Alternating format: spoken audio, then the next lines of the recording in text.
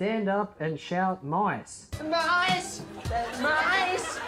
Squeak! If you just shouted mice when you saw me, you're wrong, I'm a rat, but good try. I'm Dittman, rat of all trades. Like a lot of trades, I'm a musician and YouTuber and mad scientist and villain and creature creator and task rat. If you haven't seen me before, I made reactions to and scored Series 16 and 17 of Taskmaster UK. If you have seen me before, this video is not going to be like the previous reactions. With the reactions, you could essentially just watch along with me and react to it with me, but this time I'm expecting you to have already seen the episodes that I am reviewing.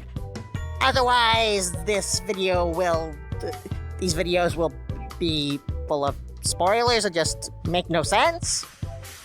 Today I'm starting Series 18, so if you have not seen the first 2 episodes of this series, go away and watch it. Watch Taskmaster. You can do it on YouTube for free. In America, at least, and in a lot of countries, it's pretty cool. You could watch it on YouTube for free.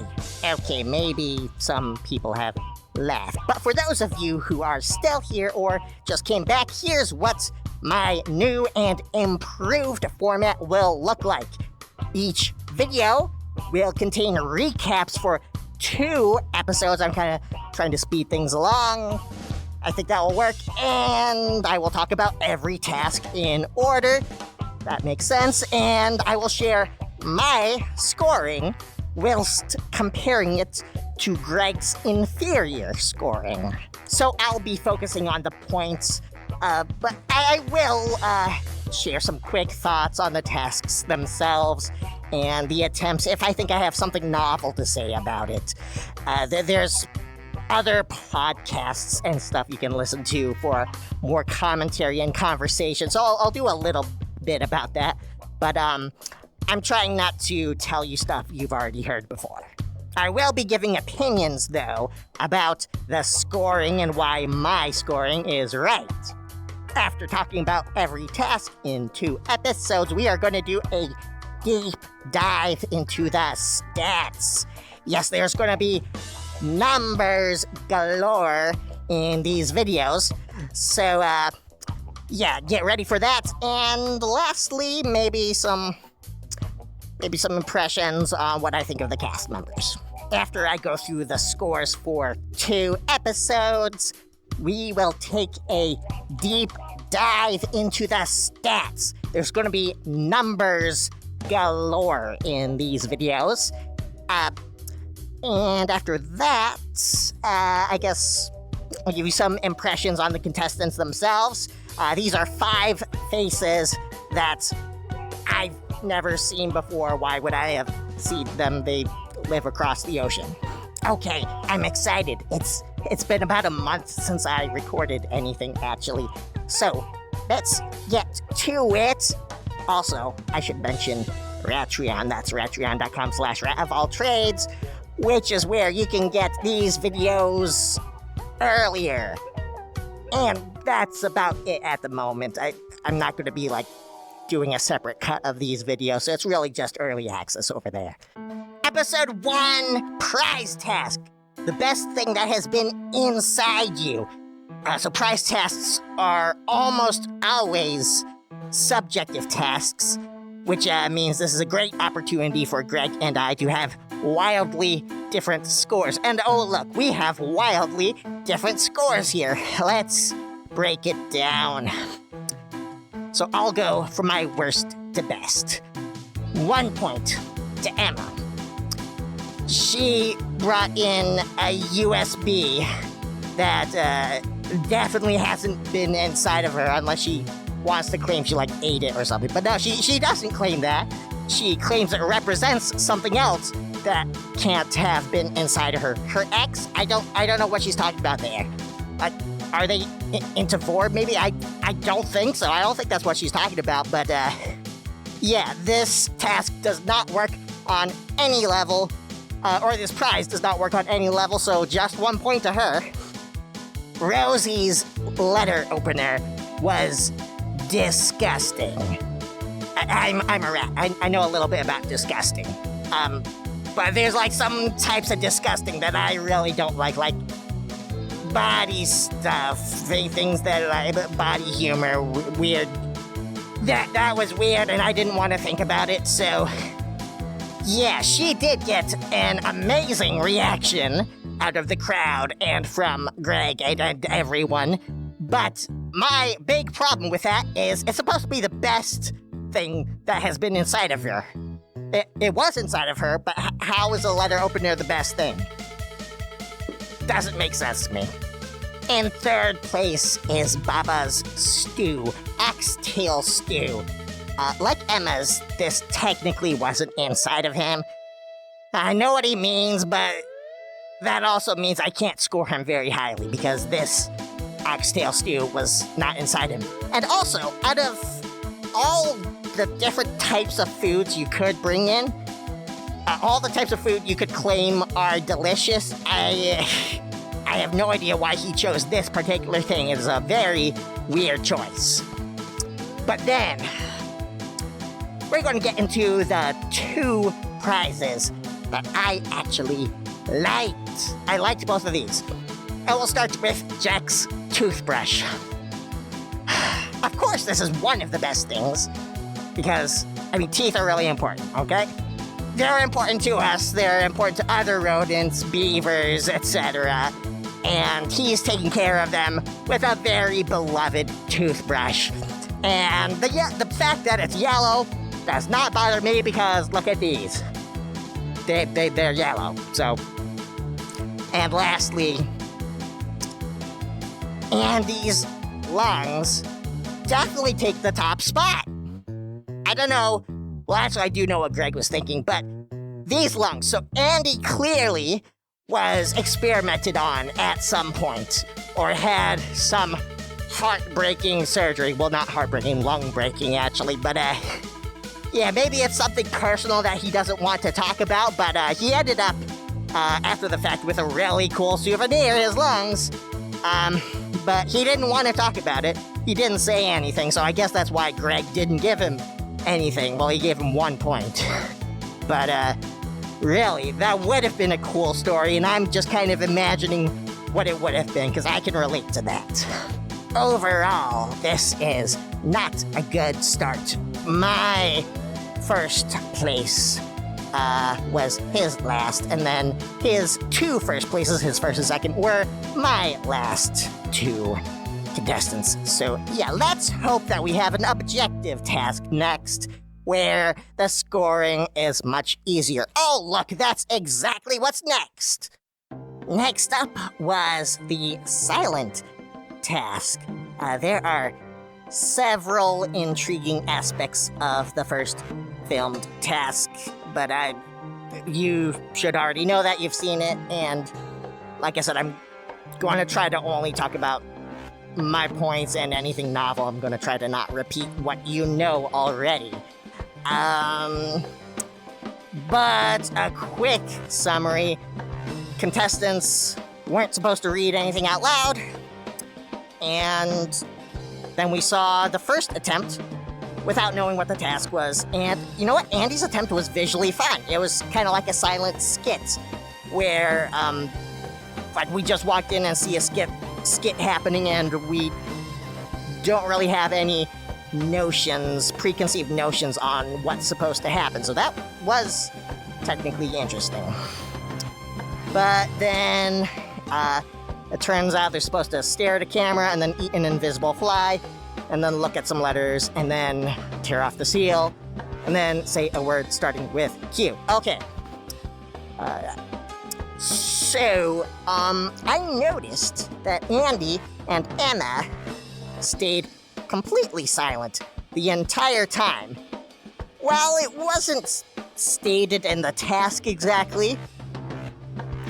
Hang on a second. We'll wait, we'll get back to that. While it wasn't stated, it feels important, and it might be important, but Otherwise, the scores here, it's an objective task, and my scores are the exact same as Greg's, including Jack's jump from last place to first. So that's 1 point to Baba, 2 to Rosie, 3 to Andy, 4 to Emma, 5 to Jack. And the controversy with this task that I heard on one of the podcasts is if you zoom in on the footage, you can see the whole task, and the task does say you're not supposed to say anything out loud. And 3 people did, so I'm not gonna change the scores there, but I do have a round coming up later where Andy and Emma will be rewarded slightly. I kind of wonder if that task should have been cut, left on the cutting floor, because when you have to specifically hide part of the task from the audience in the final edit and pretend that it didn't happen, that does not feel good. But there were also some great moments in that task that could have been replicated, like the seals. You could have just done the task again in another series and the seal stuff would have still happened. But Jack lighting something on fire and not getting the seal off and all of that only happens once. So I see why they included that. There were some great moments. Next, knock over exactly 100 cans. Well, not exactly, just as close as possible. It looks so dreary. This is some amusement park that I don't know, but it's a winter series. And I always think the summer series look more fun for whatever reason. So that's gonna be at least once we enter the double digits, it's all of the odd number ones are summer and all the even numbers are winter. But anyway, yeah, I hate winter. And I would hate doing it in summer because it's super hot. And I don't like spring. Fall is good. My birthday's in fall. And there's Halloween, and nights are getting longer, and I do a lot of stuff at night. Anyway, I immediately estimated that there were 130 cans. And then I took another 4 seconds. I'm like, no, that's a little bit too low. I'm gonna say 150. And it turns out there are 160 cans, so it does not take long to quickly come up with an estimate that is fairly good. But I guess not everyone's good at that. And you could also count just one of the piles and multiply by 4, I think it was Emma who did that. There was lots of outside the box thinking in this task with finding other things to throw, like the plinth or cans that roll to you. You could throw those, or pulling more than one string. So I was impressed with the contestants. Pretty much everyone did something out of the box in this one. Greg and I had the same scores again for this task. That is 2 points to Baba, 3 to Emma, 4 to Rosie, 5 to Jack, and then Andy got disqualified. But it's an objective test, so yeah, we're gonna have the same scores again. Next, do the most beautiful thing with bubbles. This was not an easy task for me to judge, because, as Emma said, beauty is in the eye of the beholder, and look who's beholding it. I don't care about beauty. I don't know what I would consider beautiful, or what Greg would consider beautiful, or what anyone else would. I had to pick something for this. So, if you don't like it, too bad, this is what I chose. So, last place. Admittedly, he was sardonic while doing this, but Jack was just being kind to people and pointing out that there are a lot of people behind the scenes at Taskmaster who don't get very much glory, and they really ought to. So, I'm an evil super criminal, so I am not a fan of that, okay? But 2, Rosie, I agree with Greg. she was annoying. But she gets an extra point over Jack because she was messing with Alex. And, I mean, annoying is bad for me watching, but annoying is also bad for Alex being there with her. So I appreciate that. 3 points is Baba. I like art, I guess. I like drawing. And it was funny that he spelled Davies wrong and had to cross it out. That's what I've got for you. I'm not a beauty pageant judge. That's not what I am upset that I have to judge this task. Anyway, Andy gets 4 points for his Art Nouveau film, which might have been even more beautiful if he hadn't included those director interrupting segments. But he was trying to be a comedian instead of a beautiful filmmaker, so that's what happened. And then somehow Emma gets 5 points. I don't really think she deserves it, but I don't think anyone did. She did something pretty solid, though. She had a concept, she went with it, and she didn't dilute it with other things like Andy did. And I suspect that a lot of humans might actually find that kind of beautiful. The beautiful Belle or Babe, or I don't know. So, I'm still upset at this task, but let's move on. And now, for those of you who are new to my channel, you don't know what to expect right now. You're probably expecting the live task, but my methodology is a little different. Just when you thought you knew how the episode was going to turn out, boom, I'm going to start throwing points everywhere. This is the Obfuscation Round, and I am trying to confuse everyone. Okay, basically, Greg used to do bonus points occasionally, and when he did, people would always get angry of him because it wasn't part of the show. So I'm just making it part of the show. This is the bonus points round.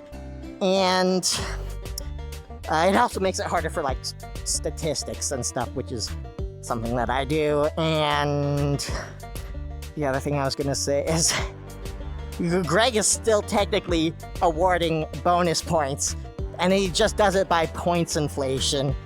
But like I said, saying, oh, everybody gets, these 3 people all get 3 or something, and then 2 people get 5. He does that all the time. And this time, at least we've got it condensed into a section where we can look at it with the stats later on. Anyway, I have a maximum of 5 points I'm allowed to give in this section, and the first is always for the title. Not the title that was already given in what came out from the UK, but my title. My first idea for a title was I'm a comedian, but that felt too obvious, so that's what Baba was saying, and that came up a couple times. Instead, I'm gonna do Wand Drop from Rosie, so she gets 1 point there, and then I am gonna award 2 more bonus points. 1 each to Andy and Emma for not talking during the task where they were explicitly told not to talk, so they at least got 1 point for that. And now, here's the live task. Drink the vinegar, which is basically find the vinegar. There's 20 straws, and one of them has vinegar. There are a lot of live tasks in the series, in the UK series, that I don't always love.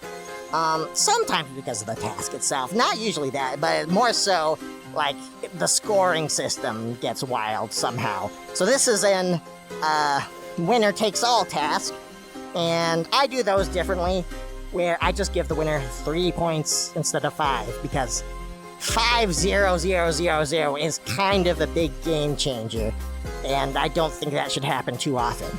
I at least like to pretend the game is fair, alright? I'm not a carnival crook going, I'm pretending this is actually decent points that I'm actually giving out and stuff. But yeah, so just 3 points instead of 5. Anyway, Rosie won this task, so she got the 3 points. But I've got something interesting for this task. What was the clue that Alex gave? It's hard to hear, but I'm pretty sure he said the letter S. And I've got a big theory about that. I think I know what the clues were supposed to be. And it's not what Jack Bernhardt said on his podcast, the Taskmaster People's podcast, where S is the 17th letter of the alphabet, and we needed the 17th straw, because it's not the 17th letter of the alphabet. Unless the human alphabet is different than the English one? I don't know, but it's the 19th. What is the 17th letter? It's Q. So, the first clue was S. What if the next clue was E, A, L? What comes after that? Well, if you look at that silent task, the next letter you'll be looking for is Q, which is 17. That's my theory. Which is quite a lot of clues, actually, considering how few straws there were. If there were like 50 straws, then I think those would be pretty good clues, but it would be difficult to figure out what those clues meant unless you got like at least 3, probably. Unless you're a genius like me who only needed 1 and the answer to figure it out. Also, there were 20 straws, not 26. 26 would have been a good clue also, but there were only 20 straws. Okay. And the winner of episode 1 was Jack D by 1 point. It was a pretty close episode. And if I had given Rosie 5 points, she would have been the winner. So my points were pretty similar to Greg's, except for Andy here, who I favored. And that's really entirely based on the prize task with his lungs. That's where the 4-point difference came from. Let's move right along to the next episode, episode 2. And the prize task is the most serious object that looks quite silly.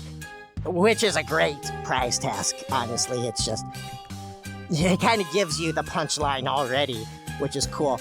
And I was able to figure out my 1 point and my 5 point very quickly here, and the middle ones took a little longer to decide. But the 1 point is Emma's clock. She gets 1 point in the prize task for the second episode in a row. I don't know, I don't think Comic Sans is funny. And the phrase Comic Sans is my daddy is just weird. So, I don't think her thing is silly, and I don't think it's really serious. It doesn't fit the brief. So, 1 point to her. And then I guess I'll tell you the 5 points was definitely Rosie. Her coffin was perfection. Death is serious. This is a silly thing of that serious thing. And this here, what I want to say is weird. So I wish absolutely no ill will to Rosie, but I would love to go to her funeral. So if she happens to die soon, I'd love that. Is that okay to say? I'm not wishing she dies soon. I'm just saying if. That would be cool. So, anyway, it sounds like an awesome funeral. Now, in the middle, 2 points to Andy for his Guy Fawkes thing, which I learned recently isn't Fox. I thought it was another animal thing, but, yeah, that's a UK thing that I don't know much about, so that's really just why I gave it 2 points, is I don't know much about it. But 3, the Viking helmet. If it was a real Viking helmet, or even a good replica, that might have, I don't think it would have beat Rosie, but it would have been sort of a contender. I would have had to think about it. But because it's so cheap, he only gets 3. And then Jack's abseiling harness. It wasn't great, but it was real. So I put it above the not real thing at 4 points. Greg's scoring for this price task was meh, not horrible. You can see the differences down there. There's the stats. Now, there were 2 false starts in this episode, or false second tasks, because the start was at the start. But, yeah, the first false start was, you probably remember, but hey, wear this outfit and your points will be doubled. I like that. I think that's fun. It adds some strategy to the game. And like, when do you use it? I'm curious if someone's going to use it during a team task, actually. You could also bring it into the live studios. And you'd have to probably either choose one task there, either the prize task or the live task. But that might actually be a good loophole, the prize task. Because you do know what you are bringing, but maybe Alex wouldn't allow it because you're supposed to choose before you know what the task is, and you do get those tasks before you put on the outfit. So I like the task, but what I don't like is the outfit. We'll see in a moment. It's a hot dog costume, which, well, I mean, assuming it's the same costume for everyone, we don't know this yet. Actually, I've seen a couple extra episodes, but assuming it's the same costume, I don't see what the point is. Like, is it just supposed to be distracting? It's not restrictive at all, really. It doesn't restrict your vision, maybe a really tiny bit, and it doesn't restrict your paws, I mean your hands. So, and not that I know a whole bunch of stuff about restrictive costumes. I mean, like, I wouldn't even be able to put it on. Like, look how big my head is. I wouldn't be able to put on a mascot head. What are you talking about? The next false start was, remember these 10 fine people. All the mannequin heads. And they were all named based on something from Series 1, the Aussie Rules rugby team. They all had the same names as those. And this one, you had to memorize their name, and I thought it was pretty clear, even though they didn't say it. Obviously, they didn't say it. I thought it was pretty clear that you were going to need to remember these later. It was a 2-part task. It just did not feel like enough of a task to just have the 3 minutes or the 2 minutes or whatever there. And Jack wore the hot dog suit for this, which it was revealed that this was the first task after they learned about the hot dog suit. So I see why they put these two together, but it led to a really awkward story arc for this episode. So I see why they did it, though. And then we actually get a task. Finally, I'm gonna score something. And it's a team task, so here's how I score team tasks. Well, here's how Greg scores them. He used to give like 3 to one team, and then 2 to the other. But now he usually gives 5 points to the winning team, and then whatever he wants for the other. I'm trying to maintain some sort of consistency, so I often give 2 points or 3 points, but whatever I give, it has to add up to either 5 or 6. So if I think there should be a 2-point difference between the teams, I'll do 4 and 2. If I think there should be a 4-point difference, I'll do 5 and 1. And then 1-point difference, 3 and 2, stuff like that.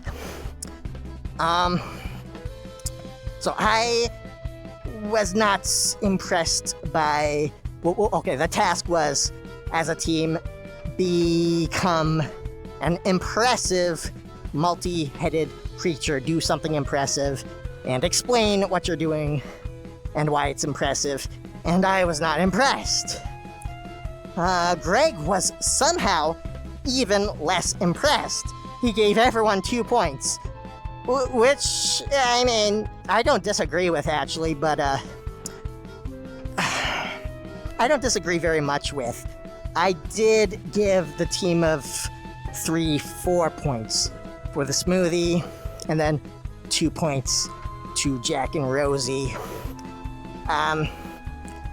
Not that I thought the smoothie team really did great, but more so, I don't know, I'm a musician, so I could tell just how unimpressive that song was. So that stuck with me more as a bad taste in my ears, if that's a phrase. It should be a phrase. I really like the team pairings. These were great team dynamics. Baba with two people in costumes. That was crazy. That's like a sitcom. I feel like both of these teams are actually like sitcoms, with Baba being the normal guy, wondering what the heck is happening. And then for the other two, Jack and Rosie is genius. It's like basically like Bert and Ernie or something like that. You've got two, from what little I know of these two people, you've got two very different personalities. And yeah, again, it's like a script. It's like you've created these two characters and put them together, and then you want to see what happens. But it's real people somehow. So I'm very interested to see how those dynamics play out. The next task: capture the most remarkable footage on a doorbell camera. This is another difficult task to do, and a difficult task to score. It's another subjective one, and similar to the Bubbles task, I didn't think anyone did that great. 1 point I am going to give to Baba. I think that's pretty clear. He had no clear plan or story to his footage. So just 1 point. And then 2, I'm going to give to Emma, which I actually liked a lot. It had a beginning, middle, and end, and it was funny. I enjoyed it, but was it remarkable? Not really, unfortunately.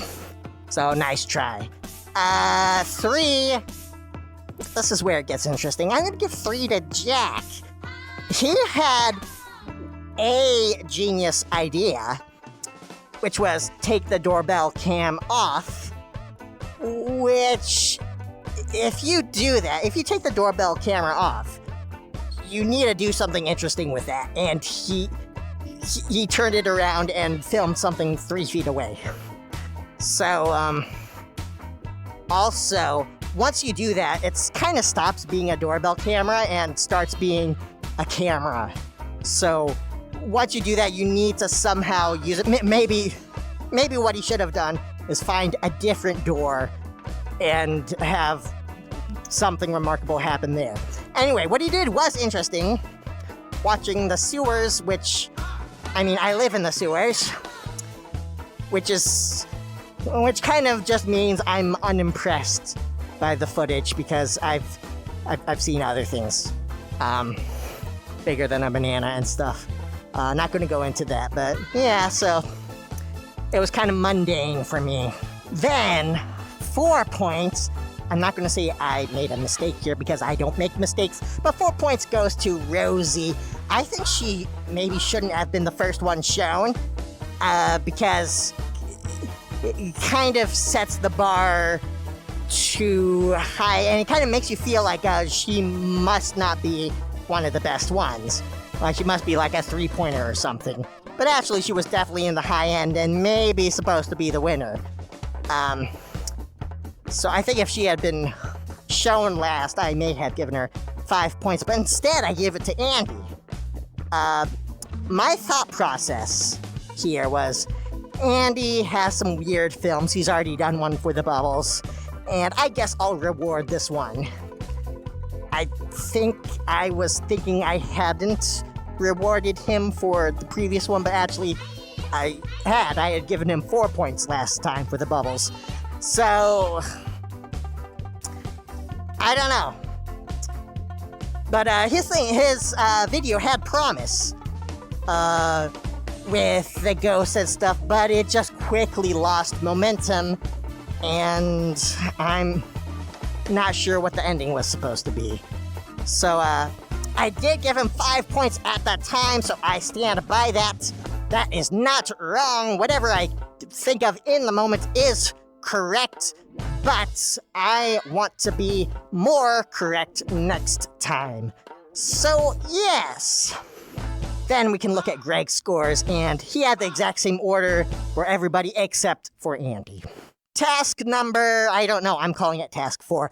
Identify these 10 fine people that we saw earlier. On the podcast, the first podcast, there's 2 Taskmaster podcasts, which a lot of people watching this probably know, maybe not everyone.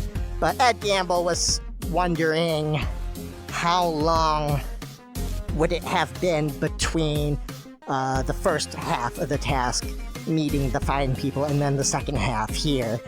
And he thought it might have been like a whole different day. I've got 2 reasons why I think that's not the case. One, just scheduling. You'd have to make it reasonably fair. So like, if you wait 2 days for one person, you don't want to wait a whole week for another person. It's got to be roughly the same amount of time for everyone. And everyone probably had different schedules. And 2, it's really hard to remember names. I feel like I've got a good memory, but in terms of human faces and human names, I am not. That is not my strong suit. Weirdly, I think I would have done a lot better with this one because they're weird names and they're weird faces. Anyway, I also would have suspected something right away. Well, not right away. I would have suspected something by the end of the first half. And what I think I would have done is, or what I hope I would have done, is like gotten a sketchbook or something and really quickly doodled the faces after that task, if they let me stay in the lab that long. And what I hope that I wouldn't do is just write the names in order, because then the names would not be in that order next time. But I am confident that I would have suspected something. I did like the task itself. There were a lot of different ways to figure out the answer, as shown by Emma at the end. She was definitely a great detective there. And it was funny that Jack had to wear that hot dog costume twice. Now, if we look at the scores, I did one difference to Greg in that Andy and Rosie, they got so few people correct that I don't think it's fair to call them I don't think it's fair to say they're in 4th place. I think they're both in 5th place. So just 1 point instead of 2 points to them. Next up is the life... No, it's obfuscation. Next up is obfuscation. So first, the title points. Something I really liked that would have been a great title is I Want to Grow Up One Day, which is what Alex said. But he said that sometime during the doorbell task. I don't remember with which person. But I can't give points to Alex or to Greg, and a lot of the UK series titles come from Alex or Greg. So I specifically have to choose a contestant. But I did find a good one. I levitated, which is what Andy said after the... I was going to say smoothie task, but the task wasn't about smoothies. It was the team task about getting a giant monster, that thing. I Levitate is a really good pairing with Wand Drop from the first episode. And now, the last task of the episode and the last task of today's video. Live task, Spin the Wheel.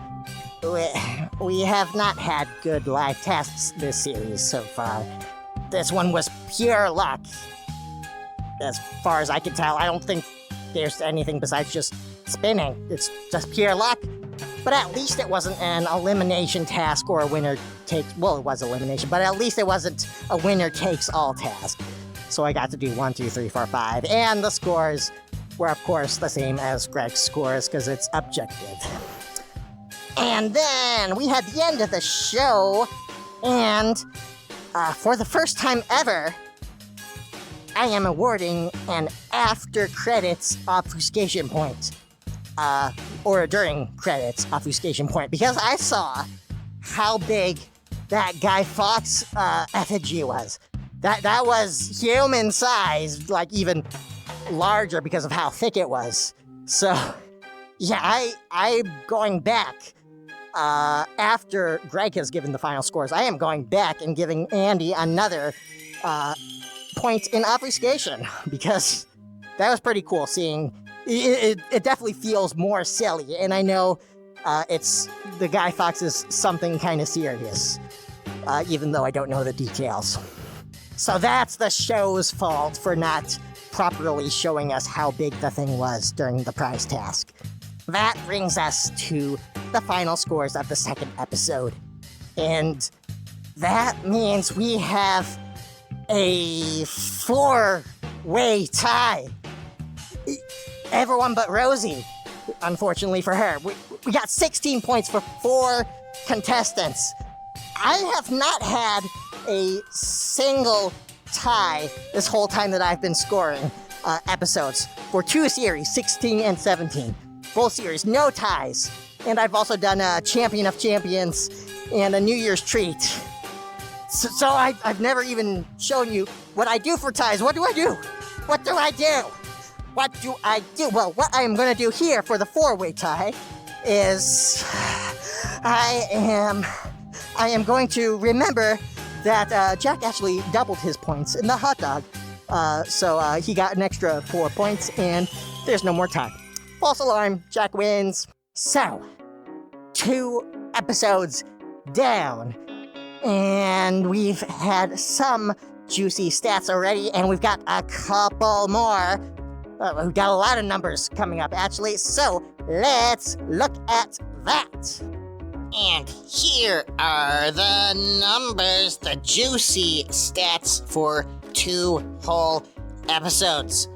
Lots of stuff going on here. The left side of the screen is probably self-explanatory descriptions of the tasks. My scores, Greg's scores. Those T columns, though, for Dittman scores and Greg scores, those are the how many points we awarded total for that task. So there's a lot of 15s because 1 plus 2 plus 3 plus 4 plus 5 is 15.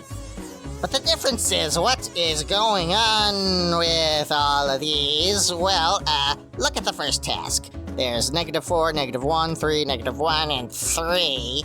That -4 means that Greg underscored Andy by 4 points in the prize task, compared to what I scored Andy at. And then 3 and 3, Greg overscored Emma and Rosie by 3 points compared to me.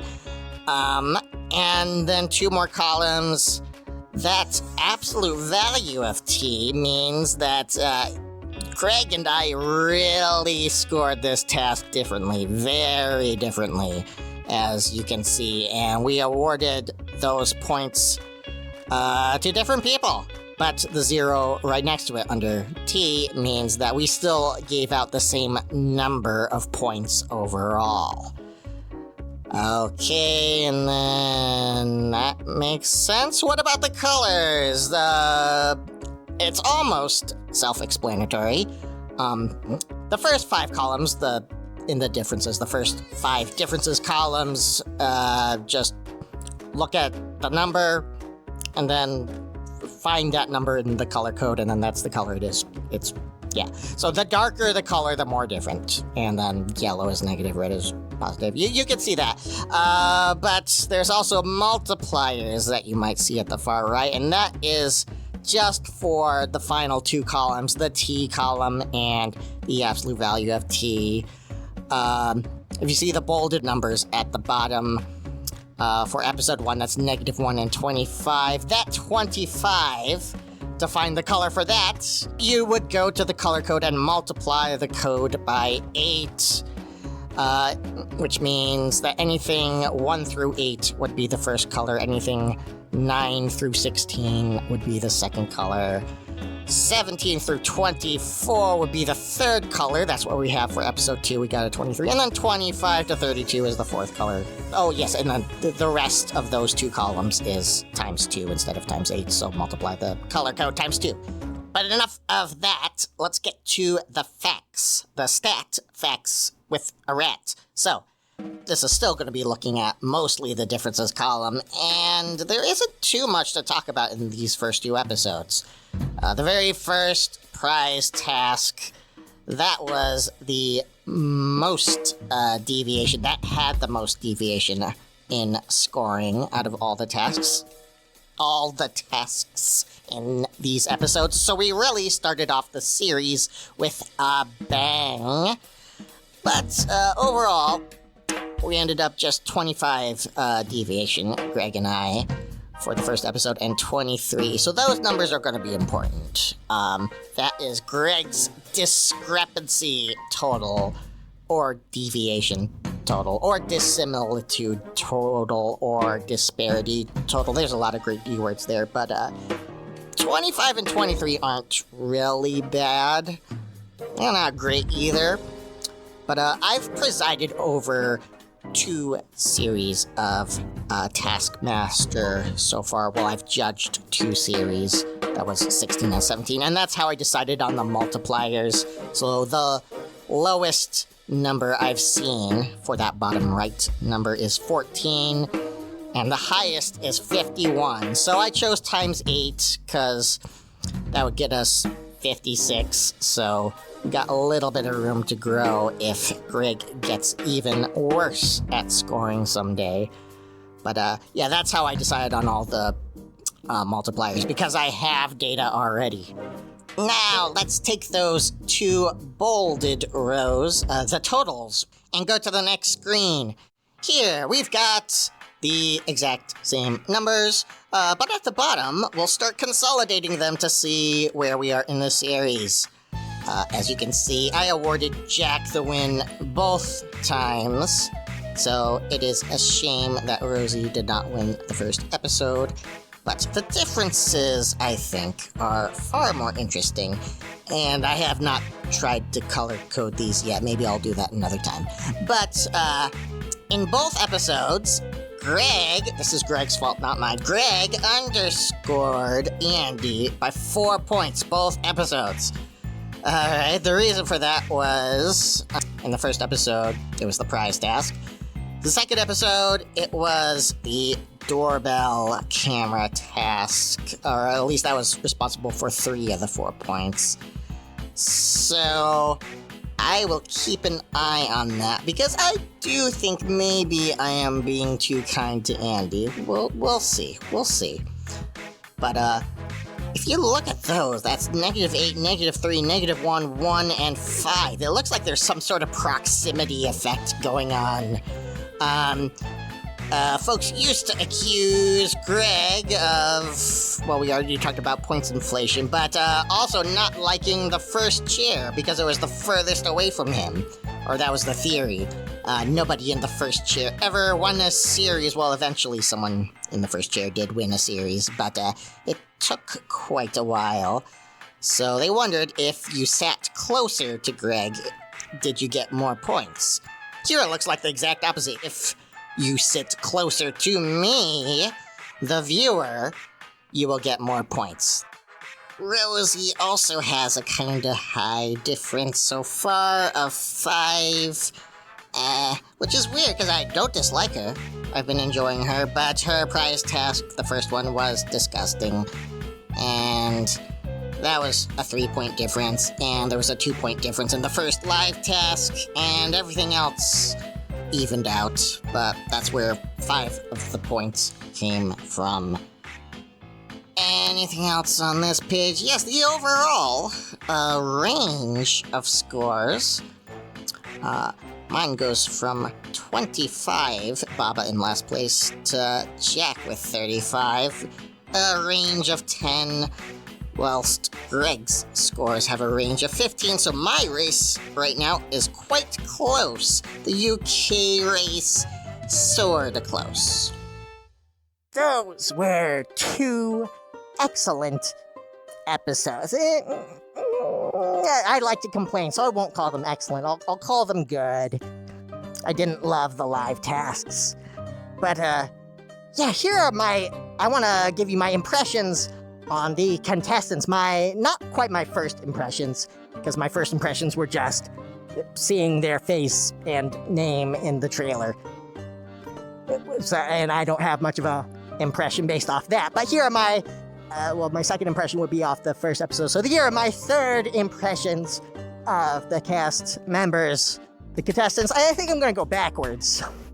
We'll start with Rosie, who I'm really enjoying, but she was, I used the word disgusting before. Yeah, she was more disgusting than I imagined she would be.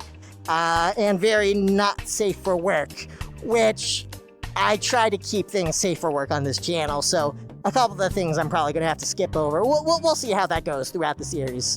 But I'm definitely enjoying her. I did have a bit of a hard time understanding her, but even with 2 episodes, I'm already getting better at that. So, yeah, she is a very funny, positive lady, and I want to see more of her. Jack is interesting, and I don't feel like I fully get his character yet, but very different from Rosie. He's grumpy, which I'm almost grumpy. I'm more actively angry instead of just sitting back grumpy. I'm more active. And yet he's having a good time on the show, and he's surprisingly doing well. He won both the episodes. So, wow.